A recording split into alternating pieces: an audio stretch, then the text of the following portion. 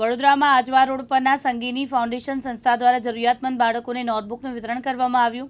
Sangini foundation સંસ્થા છેલ્લા 12 વર્ષથી સમાજ સેવાનું અવિરત સેવા કાર્ય કરી રહ્યું છે। મહિલાઓને બાળકો માટે વૃદ્ધો માટે સમાજ માટે દરેક જરૂરિયાતમંદોને સહાય કરવા માટે તત્પર આવી સંસ્થા સંગીની ફાઉન્ડેશન દ્વારા દર વર્ષે આ પણ ગરીબ પરિવારના બાળકોને ચોપડાનું वितरण करे छे।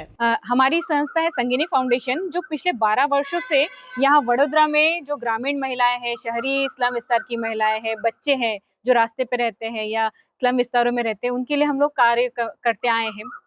आज जो कार्यक्रम था यहाँ पे, जो विद्या सहाय के अंतर्गत संगीनी फाउंडेशन करती है, वो है बच्चों को नोटबुक वितरण। जहाँ तक आपको पता है कि अभी स्कूल शुरू हो चुकी है और बच्चों को जो पाठ्यक्रम जो अभी शुरू हो रहा है उसमें नोटबुक की जरूरत पड़ती है। तो ये जो नोटबुक है, सभी बच्चों को लेना इतना कंफर्टेबल नहीं होता है या उनके पेरेंट्स उसको नहीं ले दे पाते हैं। तो हमारी एक छोटी सी मदद होती है उनको कि वो अपने जो शिक्षण ग्रहण कर रहे हैं उसमें उनको हम मदद दे पाए। आज यहाँ पर करीब पहली कक्षा से लेके 10वीं स्टैंडर्ड तक के बच्चे यहाँ पर आए हैं और करीब 100 से ज्यादा बच्चे आज यहाँ आए जिनको हमने नोटबुक वितरण किया है। मैसेज क्या देना चाहते हो? मैं तो यही मैसेज देती हूँ बच्चों को कि वो अच्छे से पढ़ाई करें ताकि वो देश का भविष्य हम निखार पाए, और इसी उद्देश्य से संगीनी फाउंडेशन इन बच्चों को सहाय करती है। महेंद्र सोलंकी, दिव्यांग न्यूज, वडोदरा।